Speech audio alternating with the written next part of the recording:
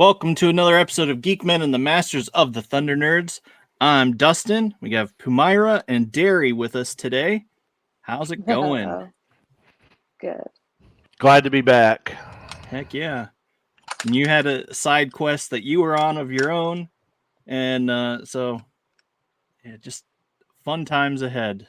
Well, and then obviously Sarcasm a little bit. Yeah, yesterday.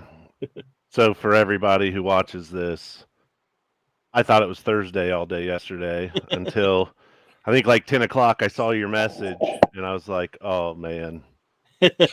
I was probably snoring on the couch when you sent that message. So it's no big deal. And I'm like, so we're like, all right, well, you know what? You said I'm free tomorrow. And I'm just like, well, we already did it. So we could just have another show and talk about Shōgun, and we could talk about Rebel or Rebel Moon and whatnot, and just sort of you can share your thoughts on it. So this is just a fun little side mission, so to speak. Well, when I saw you finish Shōgun, I was planning on bringing it up last night anyway. So. Yeah. So, okay. First of all, do you have any toys?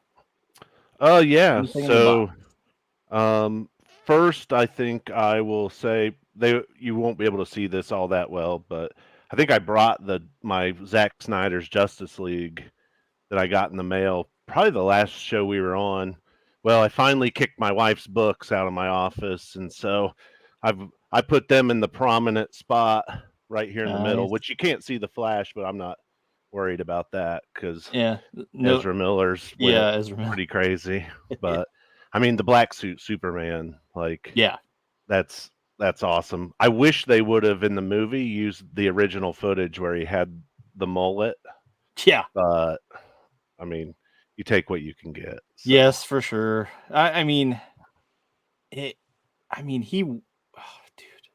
Those movies. I thought those movies were really good. I know they're very divisive among people, and some people are gonna be up in arms and be like, "Those movies were crap. I hate your opinions on all movies now." And it's like, all right, that's fair. But I'm just saying I enjoyed them because I really like Henry Cavill and Ben Affleck. Well, I've always been a Zack Snyder fan. I never watched Dawn of the Dead when it came out. My friend Eric Bertram introduced me to it later. Mm-hmm. And then when 300 came out, that movie sold me. Yeah, on the slow motion, like in the action movies, all that. Yeah.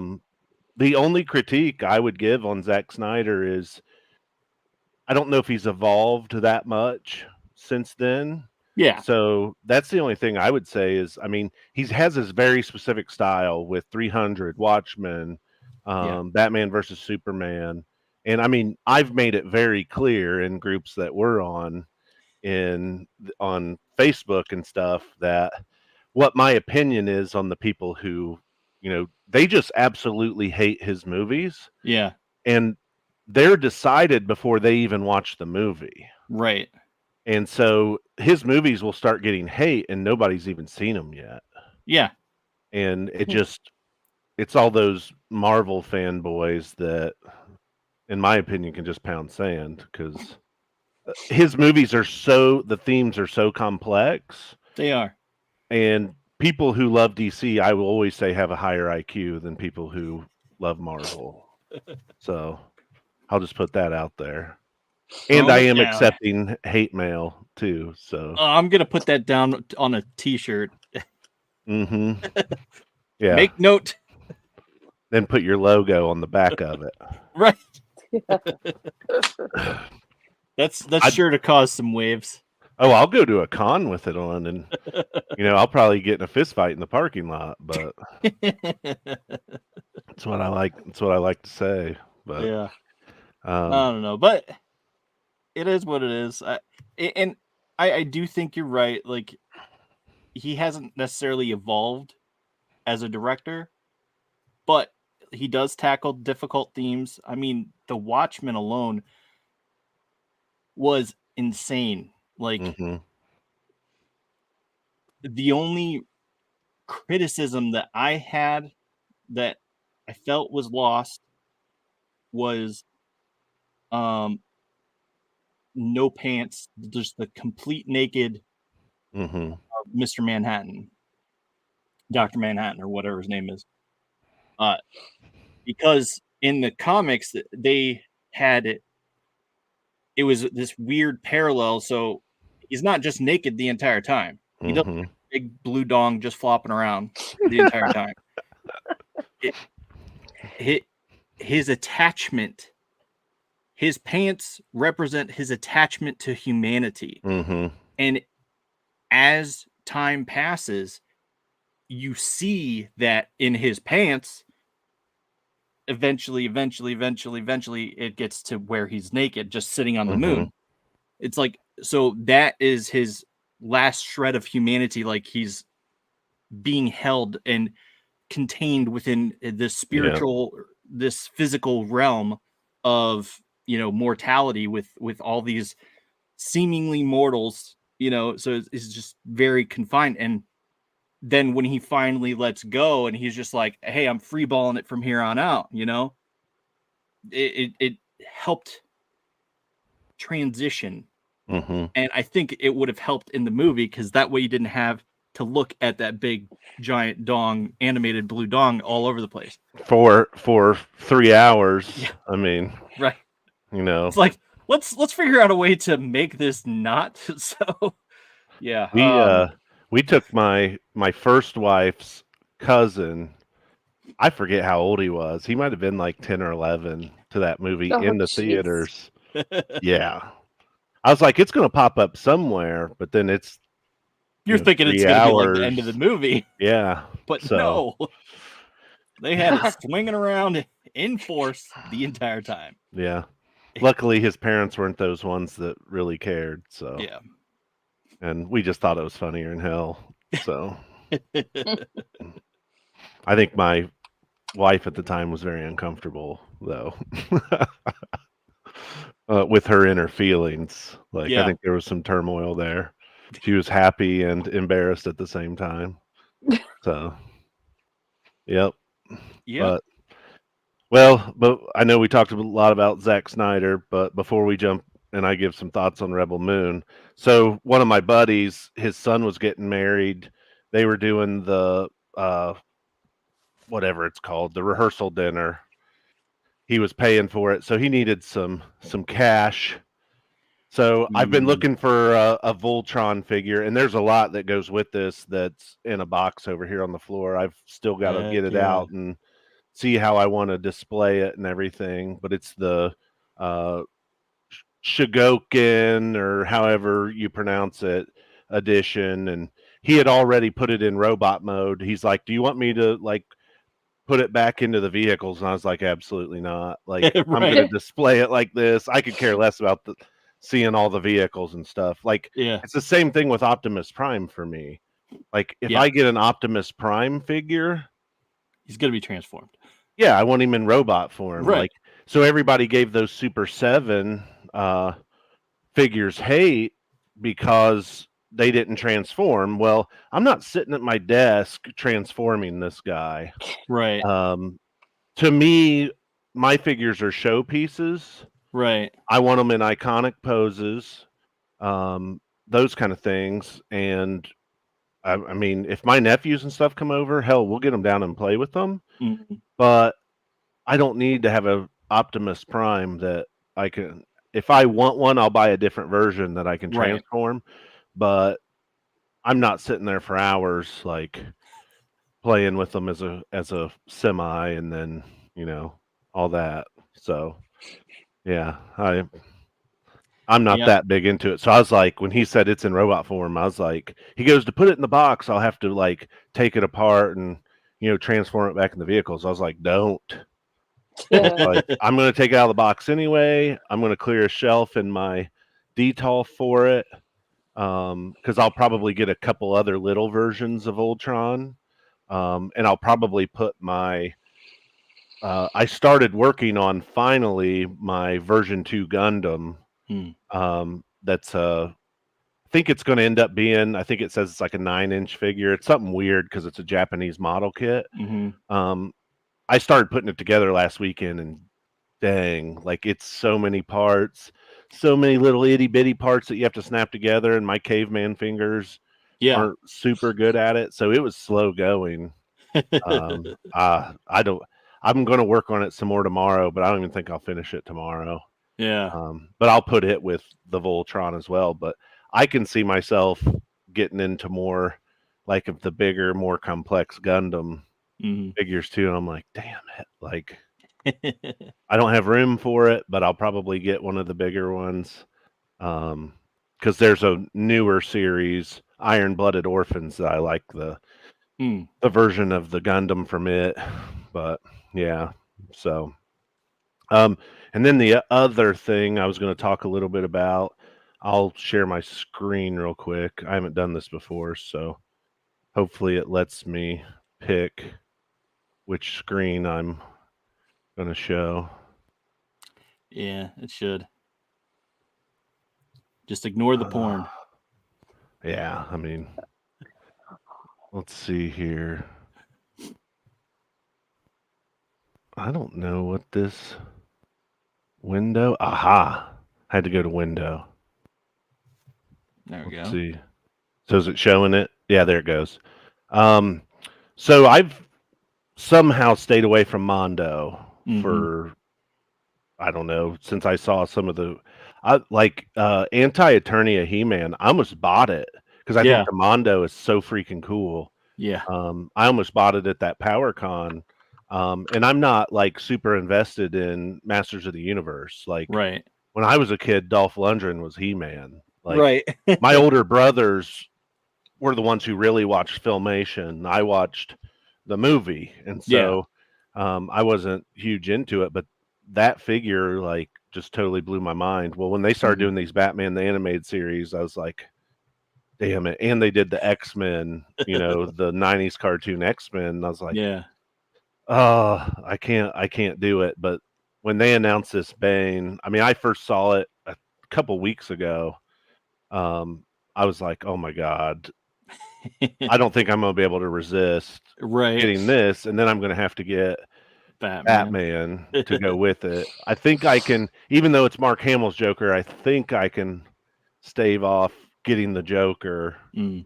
Um, but this one I'm gonna have to have because Nightfall is my Yep. favorite storyline, Yep. and I mean, I read the comics as they came out, and then, God, I think I was probably fifth fifth grade, sixth grade Mm. when the book dropped, when Dennis O'Neil compiled the story and like obviously fleshed it out.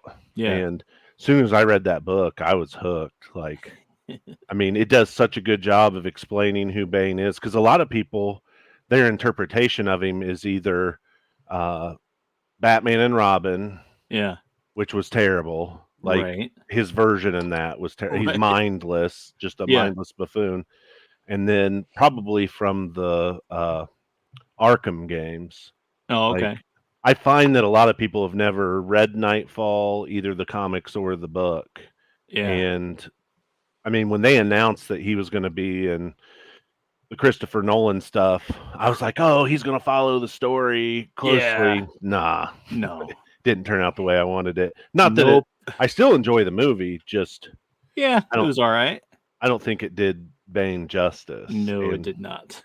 it should have been Dave Bautista the whole time. Said it for years, even when they announced Tom Hardy was going to play him. But this Yeah. thing, Yeah. I'm going to have to get it.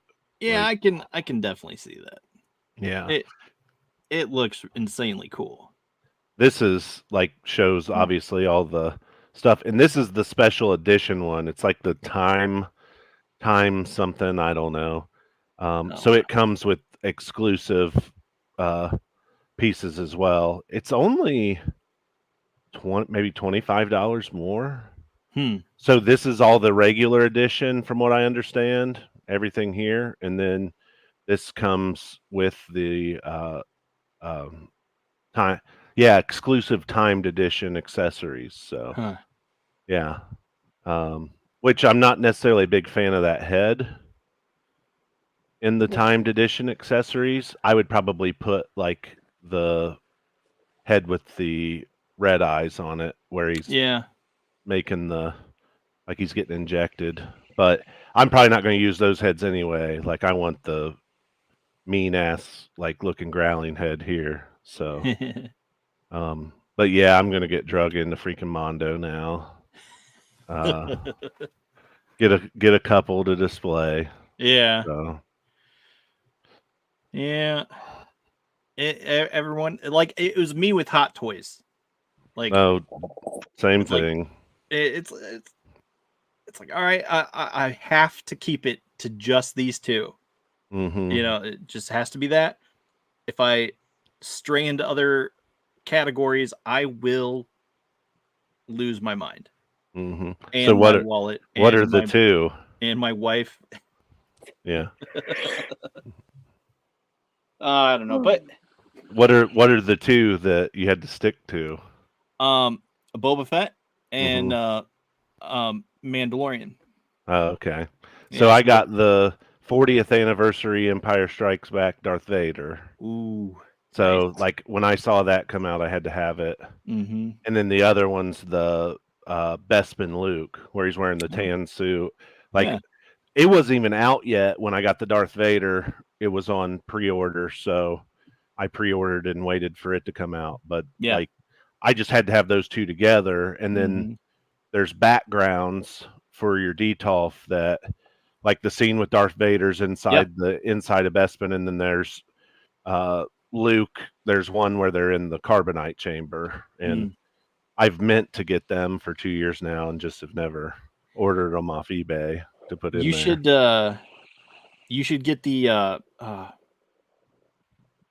I'll have to look it up. It's on Instagram, but they have lightsabers that Ah, actually glow that you can like wind the wire down and have it plugged in so that way the lightsaber actually glows. so I think the Darth Vader, he has an arm that you swap out, and Oh, you can put batteries in it, and it has a switch. Because okay. Wow. there's two grades, I believe, of the 40th anniversary Darth Vader. I got like the limited edition one, and I think Well, that's that's cool. one of the things that separates it. The Luke doesn't have anything, but I've got him posed with his pistol out Hmm, and just the lightsaber hanging on his belt. nice. Um, and then I had to get a Luke Skywalker, Return of the Jedi Luke Skywalker, but just because I didn't want to spend the hot toy money, I went with just the Sideshow collectibles Mm, version of it. And I actually thought the face on it was better through Sideshow than Hot Toys. mm, Hot Toys, there's some head sculpts where the face is a little bit weird, and I think that was one of them. yeah. May have been, but I know like they there's the Ahsoka and there's Luke when he comes to show up on the ship to save Hmm. Grogu. It's Yeah, just like that's one that one's cool. yeah, Like, it's like I need that, but I'm luckily I haven't yeah, got it yet. I was looking for Anakin after he turns into Darth Vader, and I mean, I forget how many years ago it came out. It's like Hmm. $600-700 on eBay. Yeah, Yeah, I was like, yeah, I'm not doing that. But yeah, I really wanted the evil version of Anakin, yeah, but yeah, there's a cool one from Clone Wars that yep, where he has the suit that he wears in Clone Wars. That's really cool. yeah. Um, That one actually looks really good, yeah. and I know that there's a third party head that you can swap out to Hmm. have it be a more evil look. So that's always an option. But Yeah, because I wanted like to do the robe where you see his eye glowing and you can only yeah, see like half of his face, but uh, I ain't so paying sick. $700 for Yeah, no, that. yeah, Now, if my wife watches this and she wants to get that for me for like a present, yeah. then Oh yeah, It'll still, definitely not gonna object to that, right? yeah. Then I can justify it. Right. She made the decision. Yeah, because and you don't have to explain anything. Mm-hmm. So Yep. yeah, I definitely get that. I definitely get Oh, that. Well, what do Oh you want well. to do now? You All want right, to? so let's get into the review. Okay. Because I know I didn't open anything new. I mean, the last thing I opened was the Turtles, the live action ones. So that's the last thing I've really done, and talked about it last night as well. So yeah, so let's just move on to the book, the Shogun review. Um, Okay. I say we go episode by episode, just sort of give a synopsis, and then we'll talk about it a little bit. And some episodes we might have more to say, others we might have less to say, and we'll figure it out. Um, so This will be like a 10-week memory test, yes, basically. so season 1, episode 1 is called Anjin. Um, Destinies converge in Japan after a barbarian ship washes ashore in a poor fishing village in Osaka. Lord Toranaga finds himself outplayed by his enemies. So, this is the first episode, Anjin. And I liked how they called him that all the time, Mm-hmm. Anjin-san. Yeah. I mean, this episode opened with basically they've been on this ship forever. Like they're dying of malnutrition and Yeah, everything teeth else. are falling out. Yeah, I mean, you see just how bad it was that they're trying to find. I love that they call it the Japans. Yeah, yeah. Like I found that hilarious. And then they call the Japanese the Japanese. yeah, the Uh, Japanese. I was like, that's interesting. Yeah, But like I'm the glad that they kept that because that is one thing that I noticed in the book that they did, hmm and so I'm glad that they didn't correct the grammar yeah. for show. So I don't know. I like that. Yeah, it's morphed over the years into what, how we refer to it now, but Right, for sure. um I mean, just think about like you're on this boat, you're out there looking cuz Portugal's already found Japan, Yep. already, established trade and all that and Yeah, and so what that they're they trying were to get back. Dutch. They were sailing for the Dutch, but Right. the main character's English. Yeah. So, I mean, you wash basically like you find this island and you come up into this fishing village and you speak no Japanese at all. Well, they had a, they had a guide essentially. They hmm had a they explained it how it's in order to travel the seas, you need someone who's been there who writes hmm in this like sort of guide, like an overview, like a journal. And so they're using the Magellan's Pass, Yeah. and they finally make it through the Magellan's Pass, and they're digging, and uh they're they're seeing the white sand and stuff. They're like, oh, so it's close, we're close, we're close. And so they're thinking that it's gonna happen anytime, and then of course storm breaks loose and it's just all kinds of mayhem, hmm and then they wash ashore, Yeah. and this poor little fishing village. Yeah. Yeah. And so the village is run by I can't remember his name, but he's like the younger guy, but then his uncle comes, Yabashugi or Yeah. whatever, That who's like his character I found, to be a fun character because he's like just straight up your like not really nefarious, but he's trying to position himself. yeah, and it seemed like And that's how a lot of people were. That's how it was sort of like a political game for everything. hmm It was Mhm. everything dealt out in chess moves, and who was further ahead and all that stuff. So yeah, so he's a I don't know the right word, but Toranaga's his lord, Mm-hmm. who is obviously one of the main characters of the show, which that's Hiroki Sanada or Yes. whatever, the guy from Last Samurai, from Yep. the most Yeah. recent John Wick, Yep. and but he's big friends with Ashido, which is the other like lord that's the main antagonist. So I thought that just put him in a very unique position where he's trying to satisfy his lord, but also this other lord who is basically his friend, and Mm-hmm. they're pitted. Those those two lords are pitted against each other from the very beginning. So Yeah, and it seems like everyone is pretty much against Toranaga. hmm It's just like, dude, it's rough. well, yeah, it just that whole council Everyone's of regents was yeah, an abomination. yeah, for sure. And everything is like this very, I don't know, like it's complex characters and it's very much like layered, like very hmm mm, It's very Game of Thrones ish to me, it like a is. Japanese version of Game of Thrones. Dude, it is. Yes. hmm without the nudity. I mean, Yeah. Well, gratuitous there's nudity the some, whole but time. yeah. Some, but not Yeah, gratuitous. not all the time. Yeah, Right. not all the time, for sure. It's definitely not a big blue dong. Yeah, for No. sure. So, yeah. Um what are your thoughts, Pumaira? Do you remember the first episode at all? It's just Okay. one big blur. Yeah.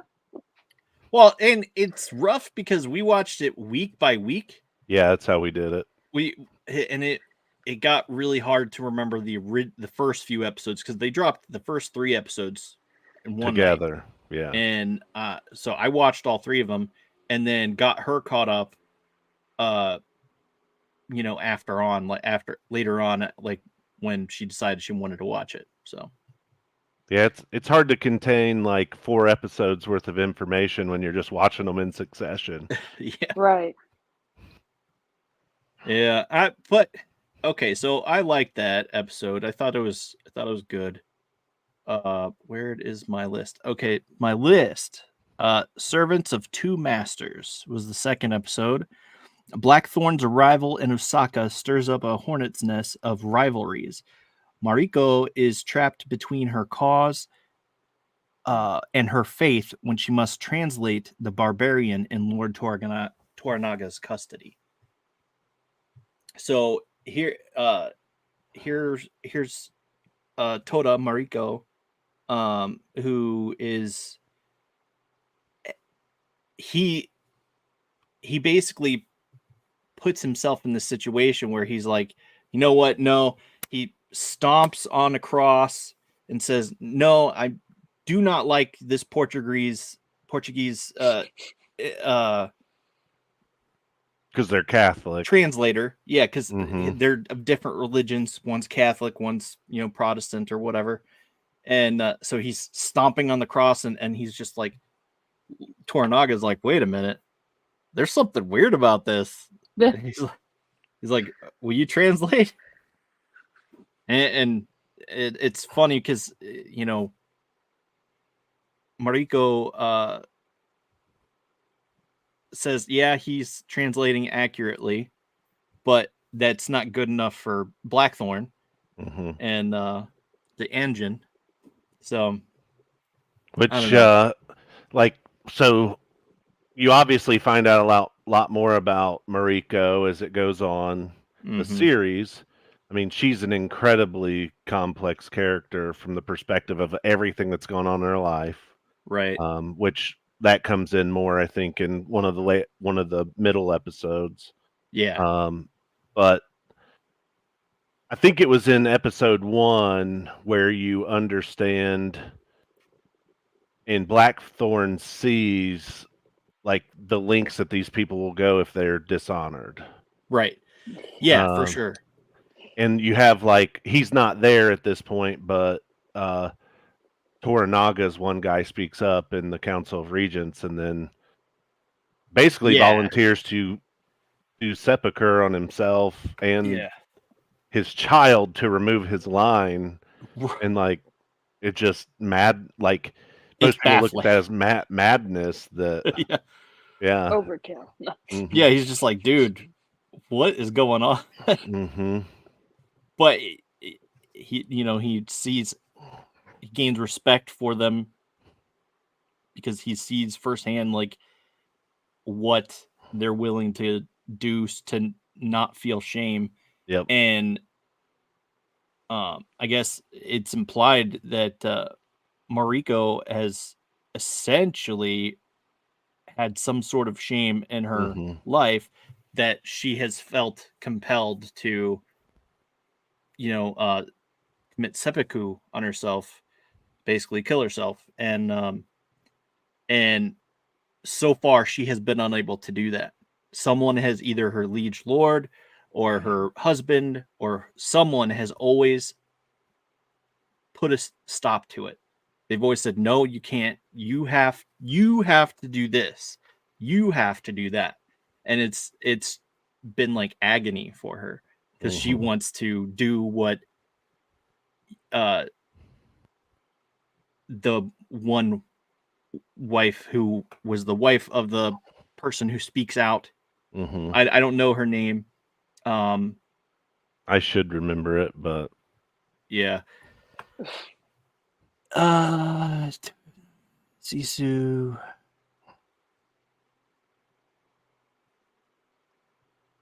I don't know. Seiko? I'm not sure. I don't know. Oh, Usami? Usami Fuji? Fuji, because he calls her Fuji all the time. Yeah, that's her. Yeah, so she understands and has to then also help with this Fuji who is wanting to commit seppuku and end her suffering because she's just had her husband die, her kid is supposed to be dying, and all this, and it's just like overwhelming. And she's like, okay, no. And they brought up a really beautiful line that I thought, because they did a callback in a later episode to this almost first scene, when she's like, let your hands be the last to hold your son. Mhm. As so they were arguing, trying to take her son away from her, and she said, no, let her be the last to hold her son. And before they committed seppuku. And it was just wow. Okay, so they did a callback to that line, which I thought was really brilliant to do. um but anyway, so that's episode 2. Episode 3, tomorrow is tomorrow. After Blackthorn survives a brazen assassination attempt, Toranaga realizes he must ferry his allies out of Osaka or risk certain defeat. So yes. Now, if I remember correctly, this is the first point where I started to see like how strategic Toranaga was, Yeah. because he puts Blackthorn in his room Right. and he's in Blackthorn's room, and I mean, it basically shows them they sent assassins to kill him, not Blackthorn. Yeah. Like everybody thought that they were going to try to kill Blackthorn, but actually they were sending them to kill Toranaga. Mm-hmm. And you just start to see like he's playing chess, like Mm-hmm. he and it becomes more apparent throughout the series. It is outrageous, like how much how far ahead he is thinking. Mm-hmm. Oh, it's dizzying. I like it. I feel like I need to go back and watch it again, like a second, third time through, even though I've seen some of them multiple times over. But I feel like I need to do that again. And okay, so you've read the book Mm-hmm. a long time ago, right? Yeah. So I have questions about that, particularly in the final episodes. We'll get to that later. So, Okay. but No pressure. yeah, servant of two masters. So, tomorrow is tomorrow, and yep, okay. So yeah, that's the one we're on. And here's another thing that I think is crazy. I can't get back to the window. There we go.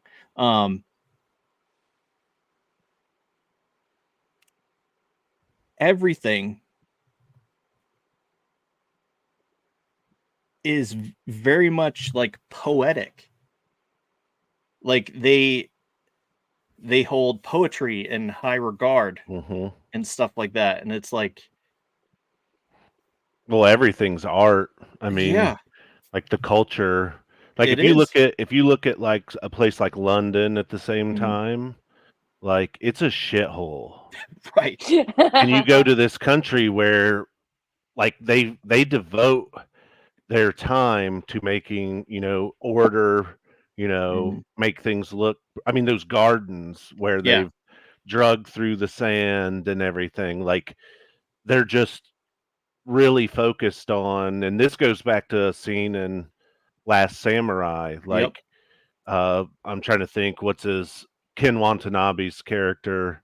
Um, he like says if someone lived their life like to find one perfect blossom, Yeah. would Life that in be a every breath. wasted life? Yeah, and Right.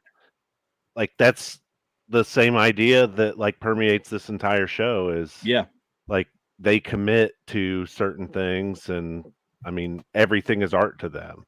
Yeah. They every waking moment they're devoted to this particular form that they've decided to dedicate themselves to, whether it be archery, sword mastery, you know, uh, sort of like the Greco-Roman wrestling type thing, the Hmm. karate, whatever you want to call it. Uh, that they dedicate themselves to it, and that's just every waking moment of their day they're doing that. Pouring, and there was one at one point, forget which episode it was in, but uh, she's giving Blackthorn um a lesson, like uh How to pour it compliment her properly. how she's pouring the tea. Hmm. It's polite to do this. It takes, a very long time to master this skill, and it's polite to co- compliment them when in doing that. And it's just like it's pouring tea, but it goes so much further than that with their culture. Yeah, It's it just, has to be perfect. yeah. And well, that's where Blackthorn, his character, provides like stark contrast. Yep. Like he does not understand any of that. Like Right. I mean, if you, they call the Japanese uh, barbarians, Right. and the Japanese call them barbarians. Well, in Right. my view, if you look at the two societies, I mean, John Blackthorn's the barbarian Right. character. Like, Yeah, who never wants to bathe. She was hmm. asked him multiple times, like, oh, it was very much apparent, like in the first episodes, he's just like, oh, you're not going to take a bath? We have people here to wash you. And it's just Hmm. like, He refused it, yeah. he's just like, no. I'll just take my dirty boots and go. Like, just leave me be. It's just Hmm. like, what? I don't know.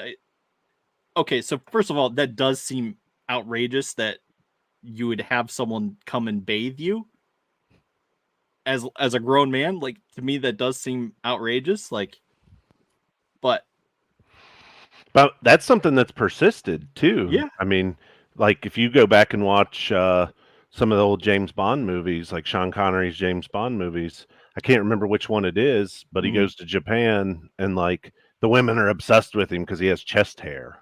Right. And like and the guy's like, yeah, they like you're unique to them. And Yeah. so I don't know. Interesting. That's wild. But let's see. Let's move on to the next one. The Eightfold Fence. Blackthorn and Mariko test their new alliance as they train Tornaga's gun regiment to war.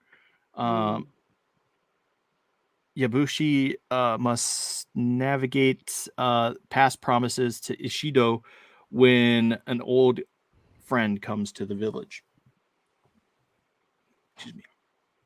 yeah, so the biggest thing that sticks out in my mind on this episode was the demonstration of the cannons. Dude. Yes. And then they turn and obliterate. You know, they're doing a demonstration for, I believe it's like Ishido's people that Yeah. come to the village, and then they just turn and isn't it the son that organizes it, Toranaga's son? Yeah, it's in the next episode that he does that, but Oh, okay. in this episode when they're training and they see just how powerful those cannons are from and he's just like, yes, move it over here, move it slightly this way, move it slightly that way, and then they fire and they're just like obliterates the target, and everyone's just like in awe.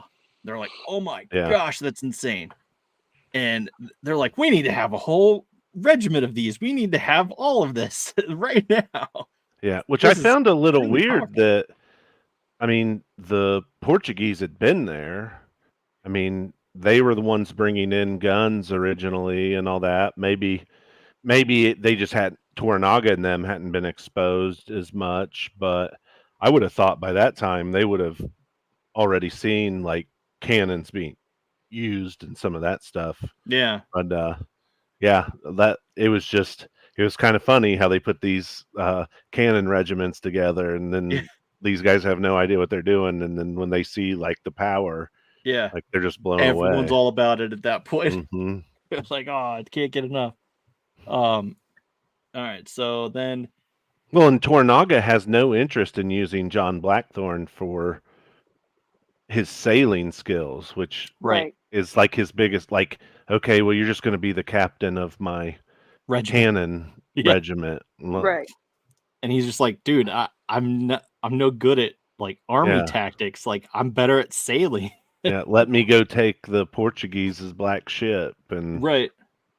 Yeah. And he's just like, yeah, no, I want you here. It's just like, it forces him out of his element, but at the same time, you see Blackthorn still doing pretty well, in my opinion. And it's just like, it's funny because like he keeps asking for like an inch or keeps asking for a mile, but only gets to move an inch. And it's just like, he's dissatisfied with it. But then you see him adapt and overcome. And then he's just like, okay, I got the hang of this now. Let's do this. And he just steps into his own a little bit every time that he's sort of forced into a different realm. He sort of navigates it pretty well, I think. Yep. And so, yeah. Let's see. Next episode, that was Eightfold Fence. So, Broken to the Fist. Blackthorn and Mariko struggled to contain the secret that could get them both killed. Yabashugi searches for the spy who has betrayed his intentions to Lord Toranaga. So, yes, the secret that can get them both killed is they did the dirty. They were That's right. naughty. They were Yeah. naughty. Which it one thing that's good to point out is so as they were fleeing, well, Ito, Yeah, Mariko's husband Was presumed. actually has to stay on the docks to allow them to escape. and the last thing you see of him is basically he's fighting for his life against Mhm. overwhelming numbers, Yes, and insanely overwhelming numbers. you assume he dies. Yeah, Right. he's basically point. left for dead at that point. Yeah, like who can fight those overwhelming numbers? And Right. then in this episode, You find out, hey, guess what? he's back. He's survived, and Mhm. yeah, Well, in this episode, I enjoyed the scene where they're having dinner and Blackthorn and Mariko are struggling with like their interaction and all that. right. But Because then they at the same time, there's incredible sexual tension between the two of them. Mhm. And I don't know if it was necessarily that way all the time, but they were casually being flirtatious in a way that was, very flagrant. And it's like, okay, you two got the hots for one another. All right, let's get it on. And then they did. Yeah, She the thought going her husband was dead. Wasn't. yeah. And now she's conflicted because her husband's not only alive, but she, got busy with the engine, John Blackthorn, and it's just like, oh poop, what do I do now? Yep. And Well, and at this point, he's been awarded like the title of Hamato, yeah, so he's like favored by Toranaga, yep, and they give him his swords, which he doesn't have a clue how to use. yeah. Um, They're just basically useless steel on his hip. Accessories. Yeah. And Yeah, they're doing this dinner, and they get into a contest of drinking sake, yeah. and that doesn't turn out well. No, it That's doesn't. after they all gagged at the dinner he brought. The Oh Mhm. yeah, Yeah. yeah. Because he wanted to Stew. He made prepare him this stew. elaborate dinner. Yo, that stupid Mhm. rabbit or whatever it was. It was a bird, wasn't it? Yes. Oh, the Yeah, pheasant. It's a Yeah. pheasant. Yeah. And so he's hanging this bird, and everyone's like, "Oh my gosh, that stinks so bad! Like, get it out of here!" And he's just like, "No, it'll be good." And then he's just like prepares it, and they're all like just gagging as they're stirring the pot, and it's just like, "Yeah, no, I don't want that."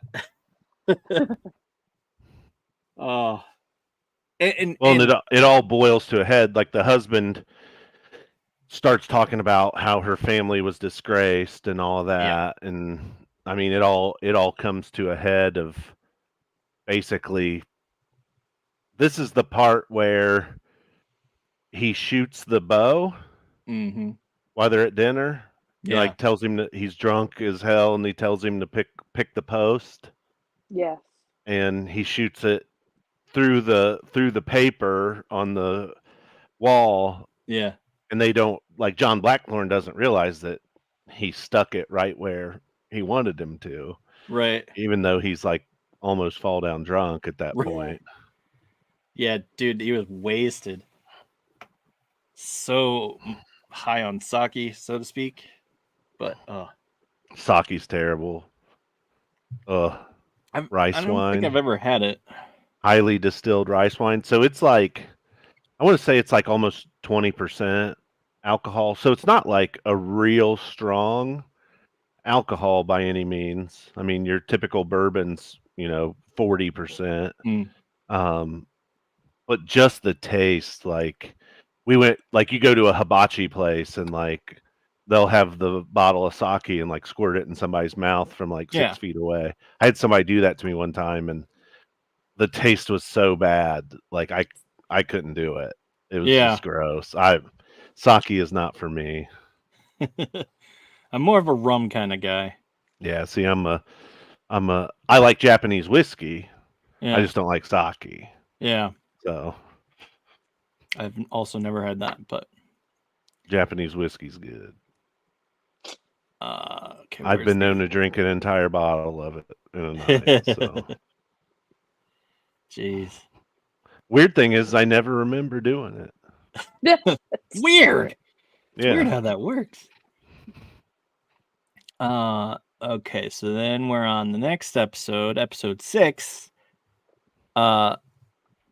Lady Ochiba returns to Osaka in order to accelerate the region's campaign against Toranaga.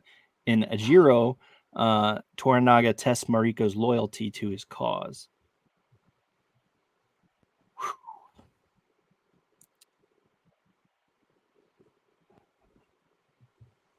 I'm trying to think what specifically from this episode I remember.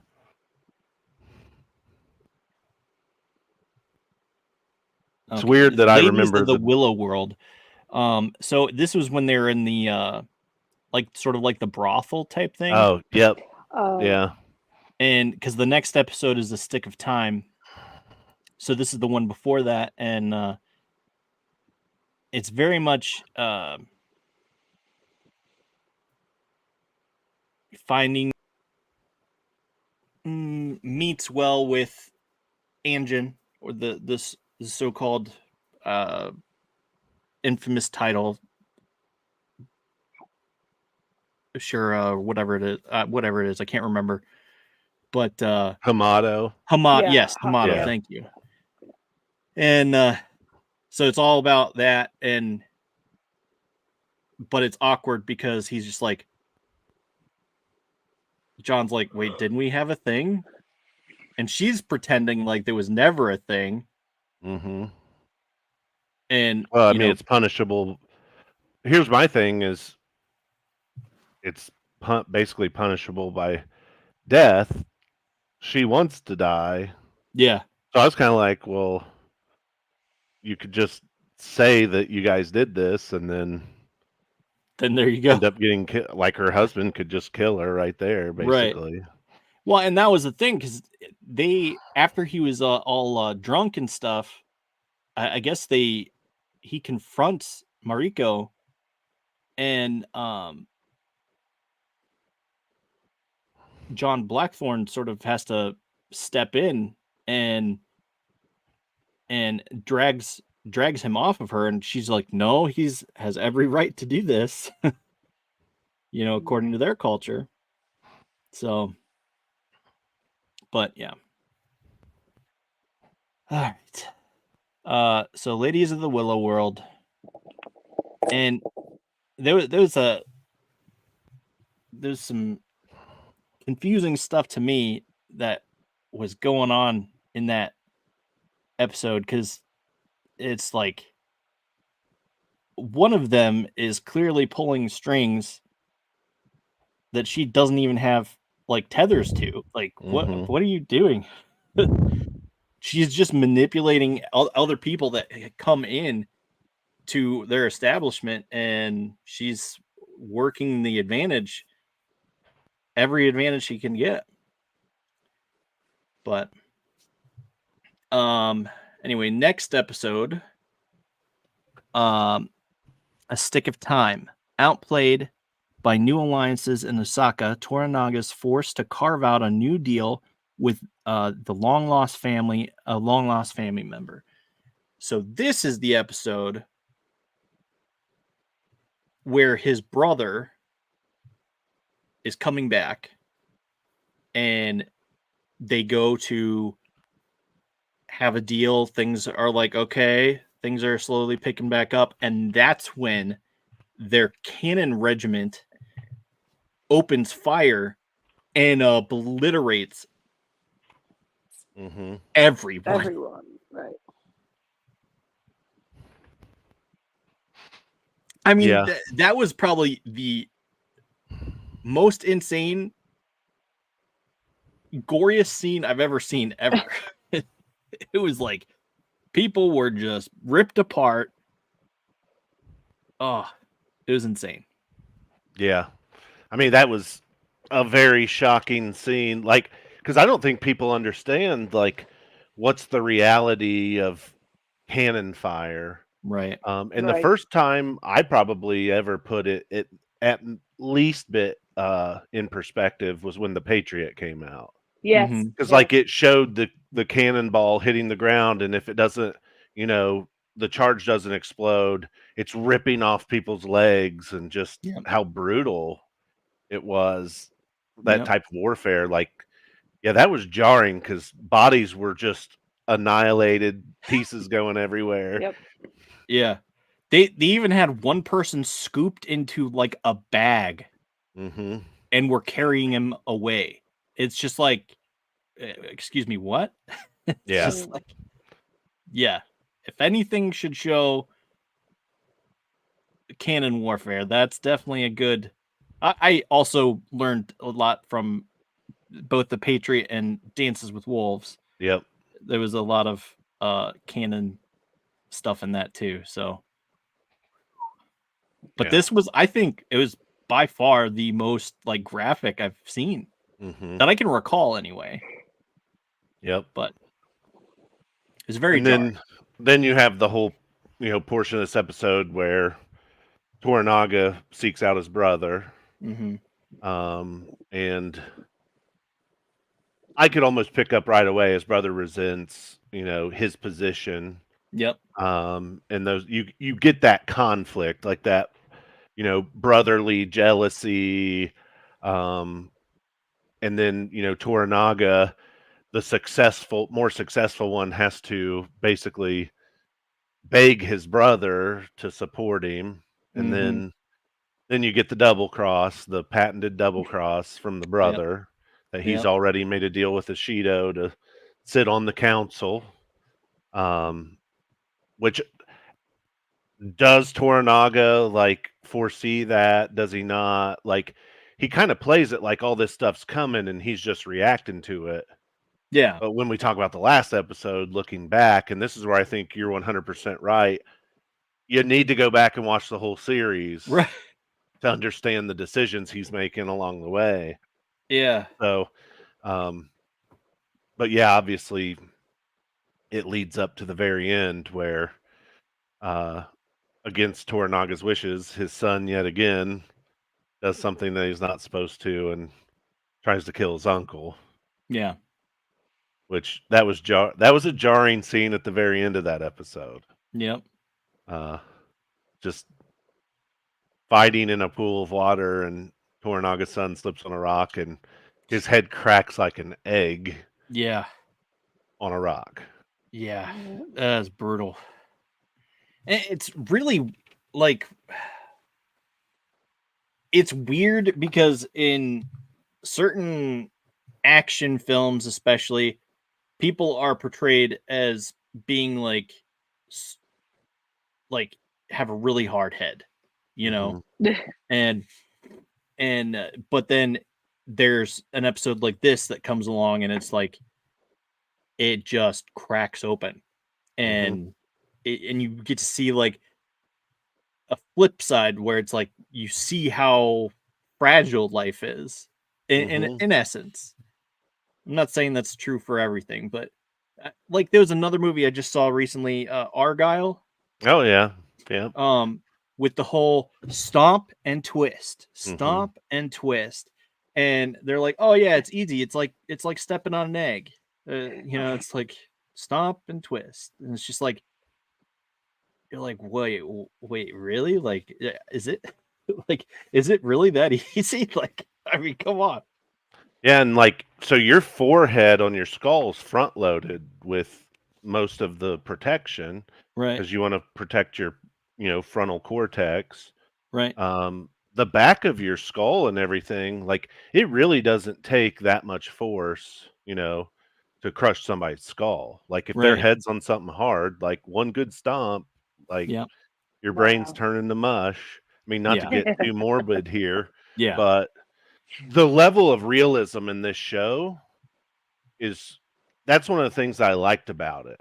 yeah, for Like, it sure. wasn't fantastical. It didn't have a lot of crazy like fight scenes. I mean, the one samurai took on all those people, Mariko's husband. Yeah, Um, but you got but to even think, that was within reason. Yeah, I mean, he's a master swordsman Right. versus basic infantry that's trying to catch him. So, Right. I mean, he's studied like tactics to be able to fight those guys Right. fairly easily, but like just and I there was a quote that Sonata with the media, like he is so committed to making sure that everything is represented accurately from the Mhm. culture. Just the tone of the show was very realistic. Right. They wanted to portray the realism of what really happens. The cannon scene, the Yeah. boat at the very beginning, like they were 100% committed Yep. to that. And like, I think this was just another example that showed. I mean, he slips on a rock, Yep. and I mean, his uncle's beat. Like, Yeah.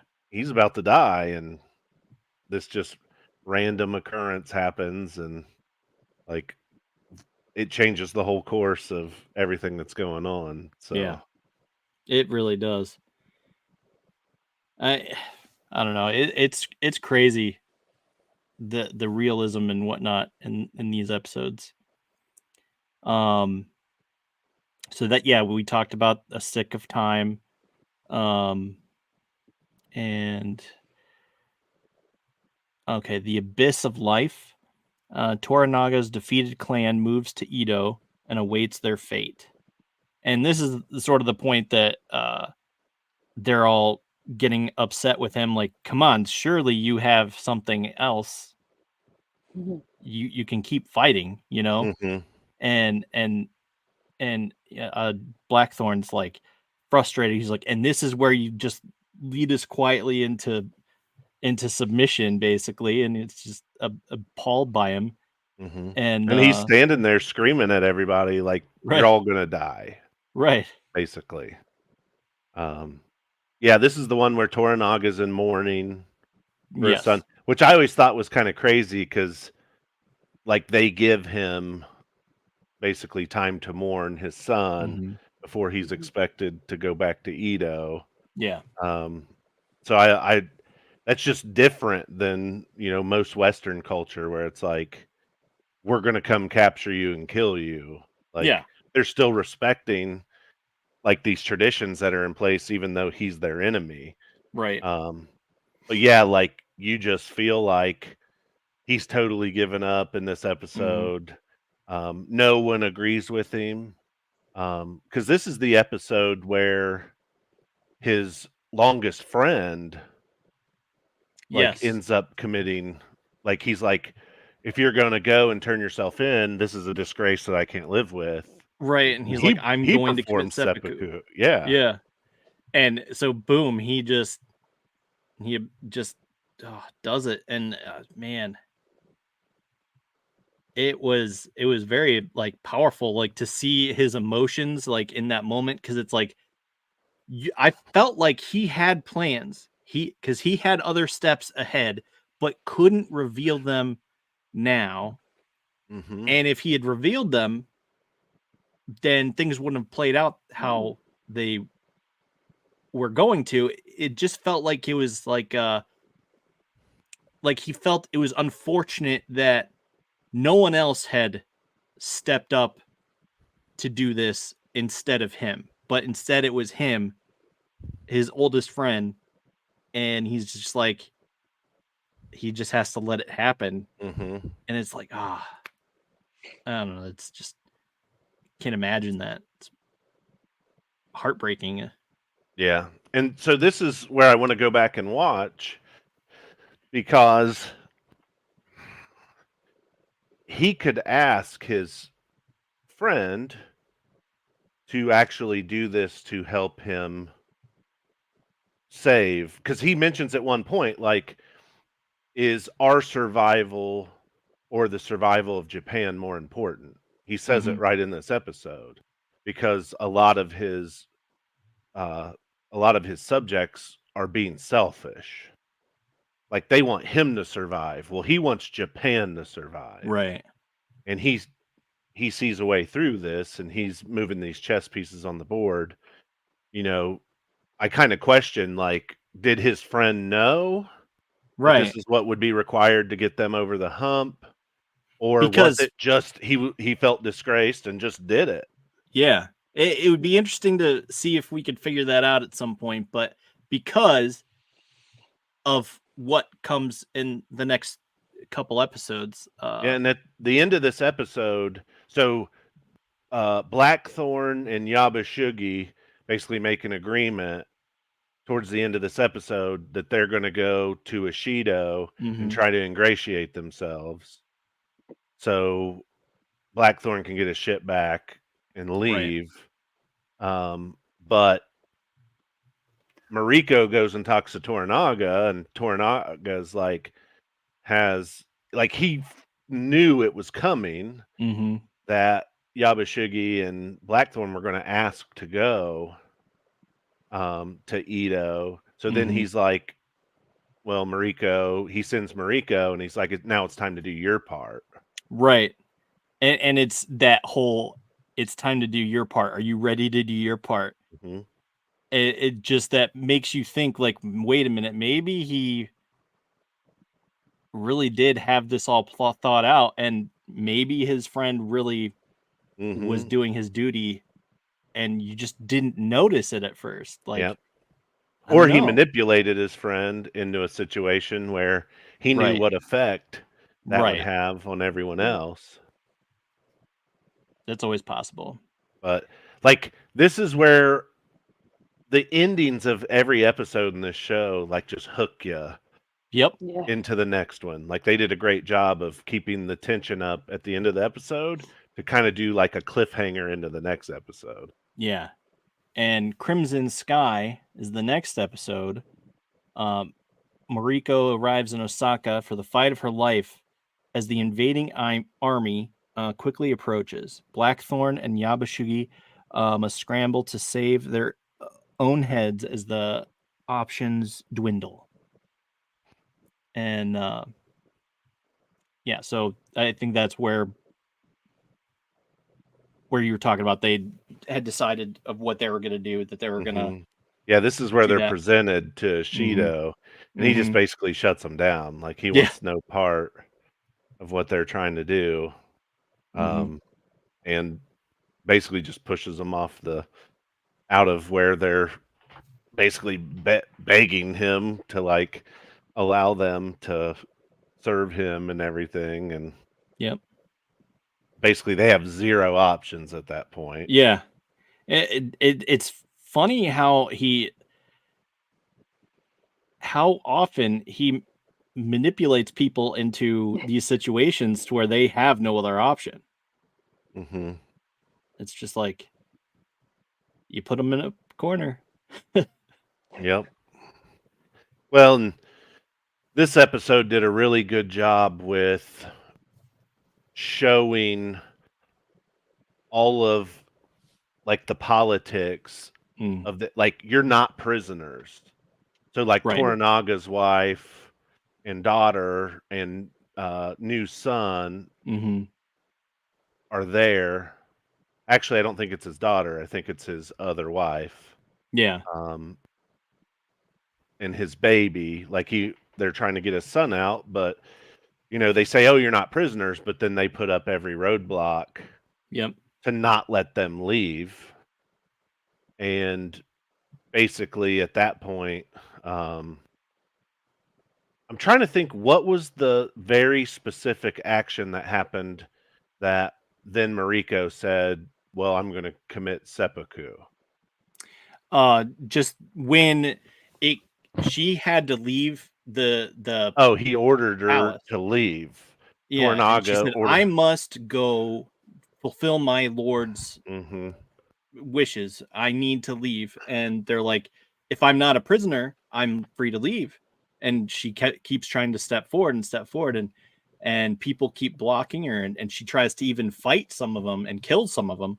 Yep. And she's like, okay, look, it's impossible. I can't make it through all these people. You say we're not prisoners, yet why can't I leave? Hmm. Right. I guess I'm going to have to submit seppuku because I need to fulfill my master's wishes, my lord's wishes. And it's just like, and you won't let me do that. And they're like, all right, fine, commit seppuku by dawn tomorrow. And it's Yep. just like, oh boy, here we go. Well, and She's then gonna she get a wish. chooses Blackthorn as her second to Yeah. cut her head off Yep. after she cuts her belly open. Yeah. And they get right to the wire, and that's when Ishido walks in and throws their, because they said they had to have a permit Right. to leave. They had to apply Yeah. for a permit and get it Was it approved. was it Ishido or was it Buntaro, her husband, that came in and tossed the papers down? It was Ishido. Okay. Yeah, and then that leads right into, he goes to Yabashugi and is like, you know, basically to get back in my good graces, I need something from you. Right. And that led into basically all the conflict at the end of the episode, like the Yeah. big build up to the explosion at the end of the episode, which was Which like also a great way to end that episode. Which also we should mention that the Crimson Sky was a plan to put Toranaga in the position to become Shogun. Mm-hmm. And that was the whole point of this operation that they were enacting. Yeah, they would be able to storm and take over Osaka Castle, Mm-hmm. install him as the Shogun until the heir Was of became, age. which I don't think we brought that up. The old Shogun died. Yeah. And he has a young son. Yep. That the Ochiba, the mother, Mm-hmm. who's kind of pulling the strings behind the scenes with Ishido. Yeah. But he's only probably like 6 or 7, I would say. Yeah. And so they would basically, Toranaga, who doesn't want to rule, would rule in his place until he's of age to take Right. over. Yeah. But yeah, they have this whole Crimson Sky plan, And that, which he the fact that he calls it by plan, he's like, I think it's time we enact Crimson Sky. And it's just like, oh yes, do it. Yeah. Well, and that's what I thought. So basically, Ishido asked Yabashugi to let assassins in. Mm-hmm. But when he first started doing it, I thought it was Crimson Sky happening. So it took me a minute. I was confused. Yeah. It took me a minute to realize, like, he was letting them in there to kill Toranaga's wives, his child, Mariko, Blackthorn, like Right. all of that. And then obviously, like, a large fight ensues. Yeah. Oh, and don't want to glass over the fact that this is the second time that Blackthorn and Mariko boof, because she's expecting to die. Yeah. Trying to leave again. So they have intercourse for a second time. Yeah. So to speak. Because all those feelings are still there. Well, yeah. And that's one of the things that I thought was really powerful. Like, they managed to keep the tension between them,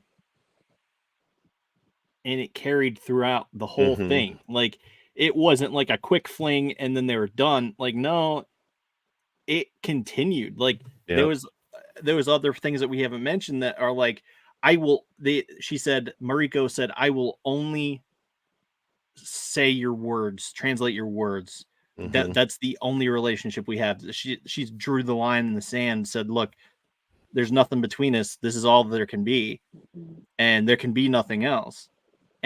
But they've still managed to carry this through all the way through, and it's just insane how well it worked.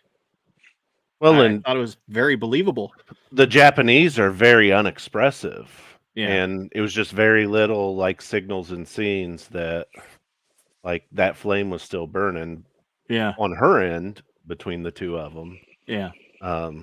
Yeah. I thought it was cool. Everyone's asleep. I mean, at this point in Japan, utilizing ninjas, which is basically what those guys were, assassins, Right. was a dishonorable act. Like, Right. the samurai really looked down on. They thought it was cowardly to like Yes. allow ninjas basically to assassinate. Mm-hmm. So almost from like a disrespect for Yes. Toranaga that Ishido would even do that. But Ishido was running out of options to keep those prisoners from leaving. I mean, they were truly prisoners. But yeah, I mean, basically they end up having to retreat into a building and Yeah, they're like a locked barn. in. Yeah, Yeah. Yabashugi and Blackthorn and the wife and the daughter, or Yeah. the wives and the child and Yeah. Mariko. Yep.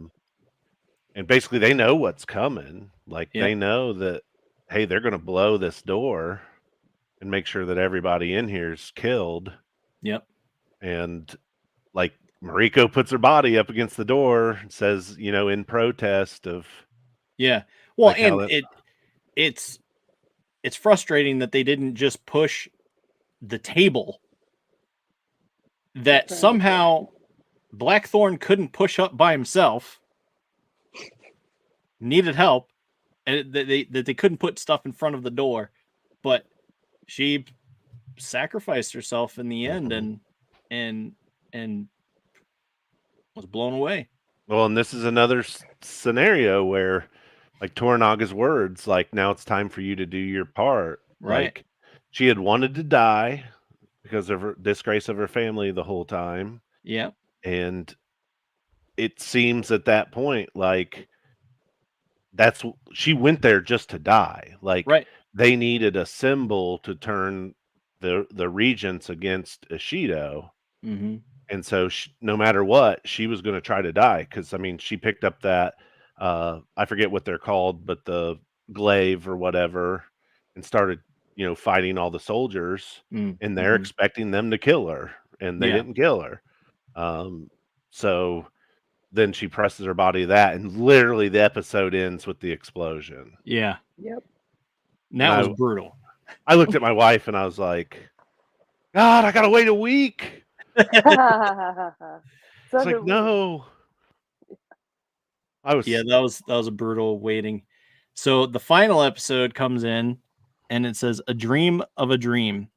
In the wake of a tragic death, John Blackthorn finally considers the true nature of Toranaga's plan." And so the episode opens with him lying in bed. He's like an old man, Oh Mhm. yeah. and he has like cataracts and stuff, and Grandkids. yeah, and then his grandkids are in there, and they're like, "Oh, are you really? Did you really fight off all these people and stuff?" And he just keeps holding this rosary in his hand, and it's paralleled throughout the rosary that Mariko held. It's very much paralleled. They draw ties back to it frequently, and it's just like, it's just, I don't know. And then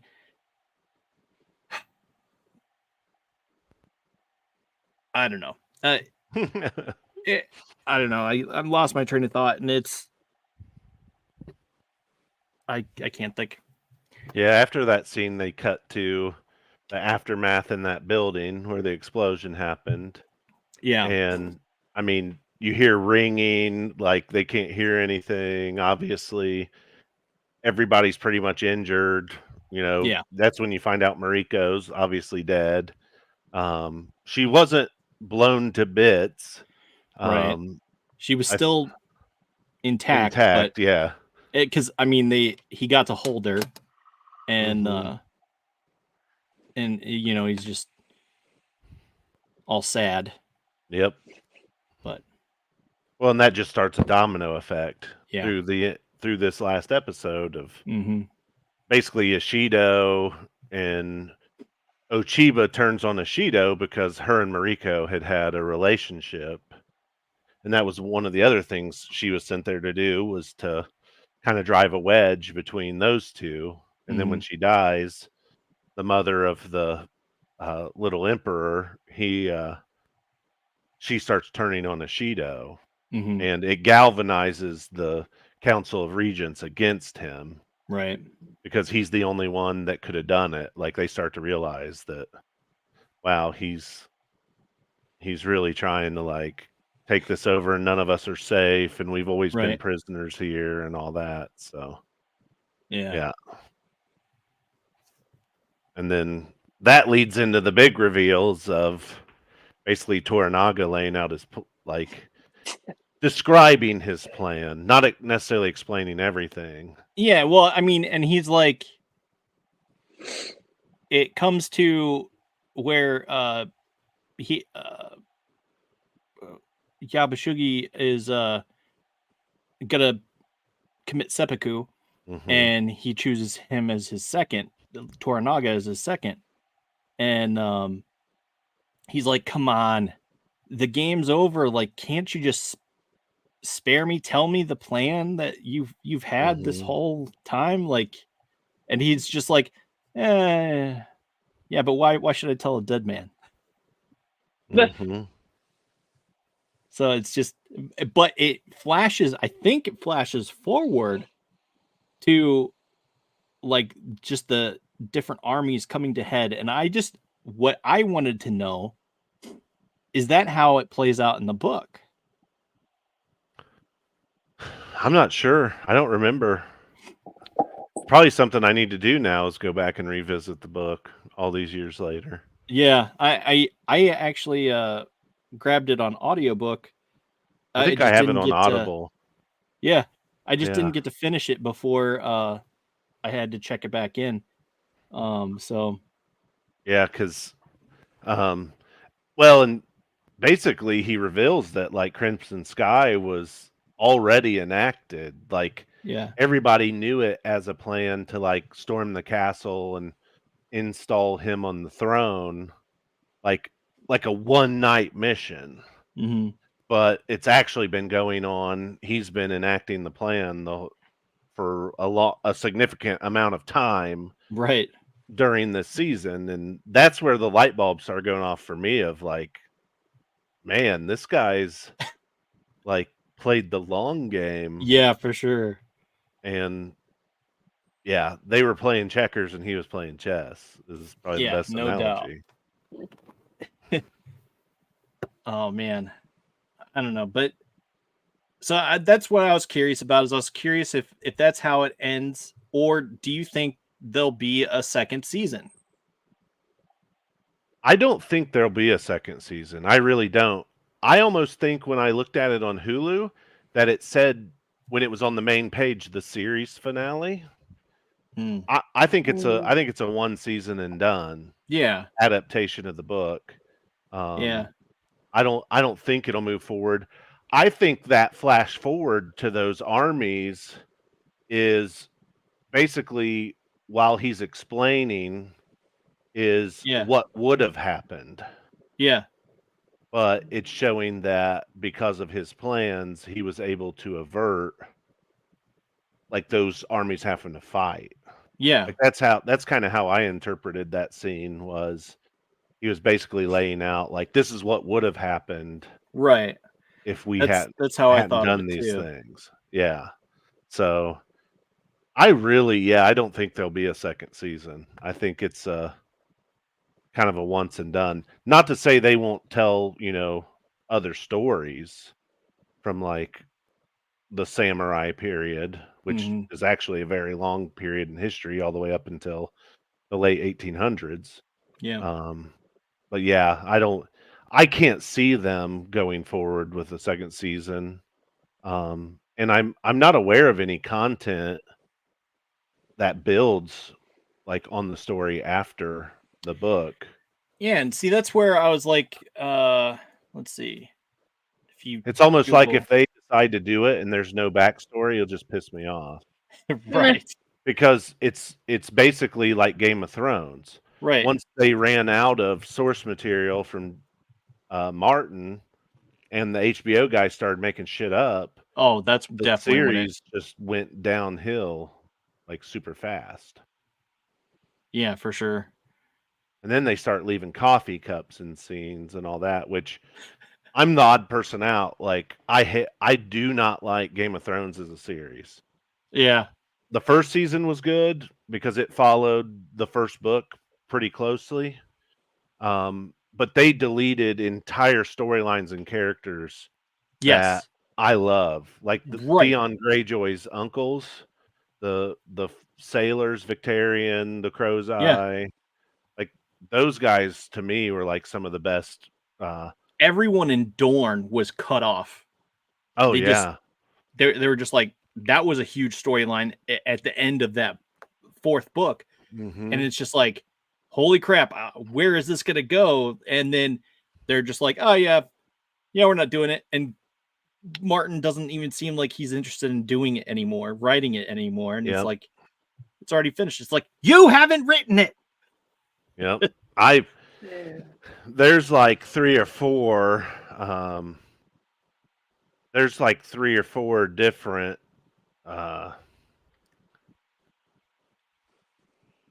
authors that have done the same thing as George R. Martin, where Mhm. it's been over 10 years since the last book. Yeah. Patrick Rothfuss is the same way. Scott Lynch to a certain degree, um, because his books are all pretty much standalone stories. They wrap up the story all in one, but there's still supposed to be another.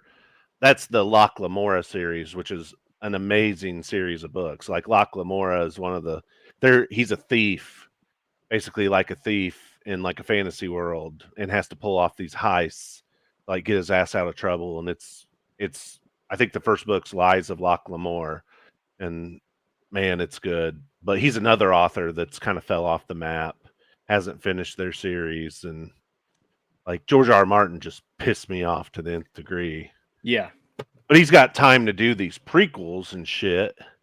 But you can't write Winds of Winter. Like, Right. yeah, now I'm going to be pissed off the rest of the day. I'm sorry for bringing up that. Nah. I feel the same way though. It's just like, I get it if they've ruined certain aspects of your story, but at the end of the day, it's not written because you haven't written it. There's obvious things that they left out that you should be expanding on, and even if that crippled dude is like some sort of weird thing, ends up being like this weird center of the world type thing, even if that's the end result, I still want to hear what he has to say. Yeah. I digress. Well, and he's already said that the last book in Game of Thrones will be wildly different than the show. Right. So, which I don't think it'll be the last book.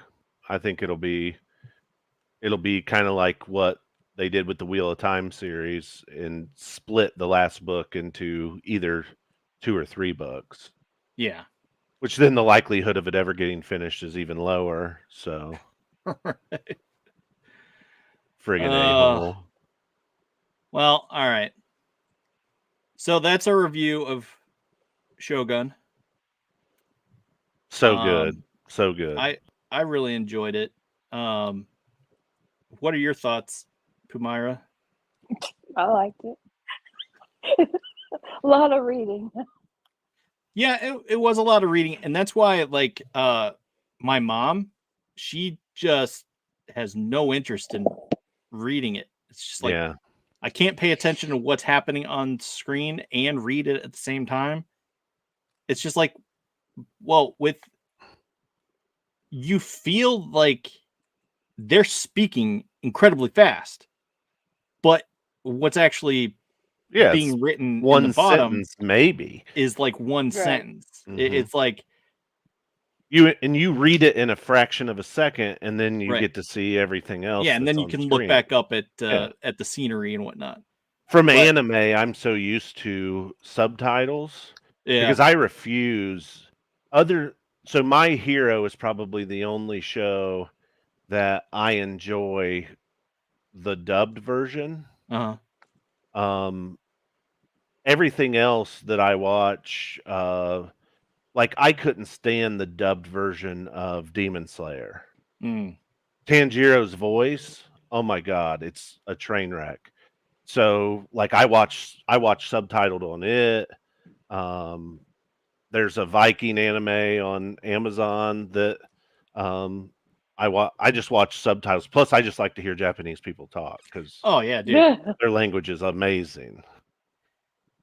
Not that Yes. I could ever learn it. I'm hoping that it'll slowly, like, through reverse osmosis, I'll be able to understand it. It's just like, Yeah. okay, I know hi. Yeah, that's about my level too. It's like, The God, there is a dubbed version on Hulu for right. anybody who would potentially want to watch dubbed. I can't stand it because the mouth doesn't match up. Yeah, Um, that's what my mom was saying too. That's why she yeah, couldn't watch it either. It's just like, but it's yeah. so good.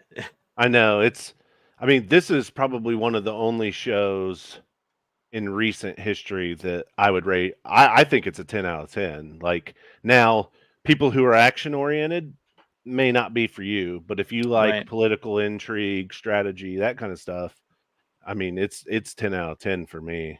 Yeah. And I feel like that I feel like that Star Wars really introduced me to the whole idea of political intrigue and stuff like that, like all the different levels that people are Mhm. playing. Um, because that's very much the prequels were very politically motivated, Mhm. and I think that's why a lot of people didn't like it. Yep. Um, at least some of the reason why they didn't like it. But anyway, that, and I just like you said, I love Japanese culture, and yeah, Samurai is one of the coolest. samurai. I mean, it's so cool. Yeah, that's like in Animal Crossing. That's like my whole vibe. I have a suit of armor. I have the swords and the bow and all that different Yep. stuff The in wooden Animal Crossing. shoes. My house is even like, anyway. I've always wanted in D&D to create a character because they have a samurai subclass for the fighter. Oh, And they're one of the only like fighting characters that like melee characters uh, that use charisma. So they're like an envoy, like they like to talk with different parties before like you like having to resort to violence. conflict Yeah, and stuff. And I always just thought that was a cool idea for a character in D&D to be a samurai fighter who's a badass fighter but like tries to talk through situations right. as well. So I'll I'll have to try that out one day. I I've built I couldn't tell you how many versions of it. Like I'll go on D&D Beyond and just build a character for fun. That Mm. Eric Bertram always makes fun of me because I've probably created 300 characters for D&D and I'm playing 2 yeah. like of those 300. So All right, the girls are hungry. I'm gonna head out. All right. Bye. thanks. We'll see you later.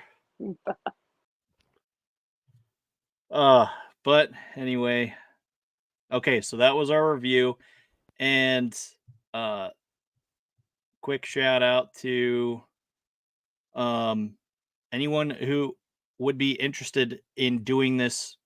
It would, if you would like to see this again happen again, there's plenty of other series that we could talk about. um I know, um Derry, you were talking about, oh hey, are we gonna do like an ADHD theater type episode for a watch party for when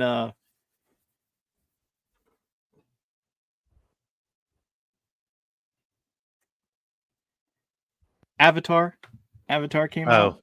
yeah. And it's just like, yeah, well, we could definitely talk about that at one point. I still need to finish it. I think I've got like 3 episodes left. Mm, Um, yeah, I think 3. yeah. So, I'll probably I'd try to finish it this week. yeah. I'd be interested to see what you think on that. I know I enjoyed it, but I have also conflicting feelings at the same time. But at the same time, it's I don't know, irrelevant. But I Yeah. digress. So, I'm the person who's never consumed the cartoon, any of the manga, nothing. So, the only 2 things I've seen is the movie, the Shyamalan movie, Yeah. and then, the new series, like, up until, I Oh think I've yeah. got 2 or 3 episodes left. So, a lot of people I talk to, like, they have a lot of feedback because they've watched the cartoon, Yeah. the anime, and I just have never Oh, dude. watched it. Yeah. And my mom says that well, since Derry says it's a 10 out of 10, I'll have to watch it. Yes, you Yep, should. you have to. I'm gonna But follow up on Facebook with you too. that's right. And she's in our Facebook group. You can always tag her Oh, yeah. and ask. But what was I saying? Oh yeah, she says LOL. And but yeah, so okay, so April and I are interested in doing this again. Like I'm not really sure how it'll work yet, but we're talking about, I asked her if she would be interested in doing reviews of like the shows that we normally watch, which are predominantly horror type movies. But she was all about that.